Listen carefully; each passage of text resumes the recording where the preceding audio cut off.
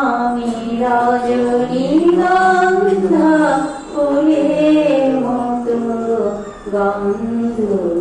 দিয়ে যাই বুকের মাঝে যে বাঁশি বাজে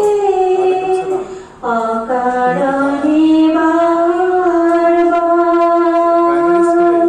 পাই না তো অধিকার বুকের মাঝে যে বাঁশি বাজে অকারণে বারবার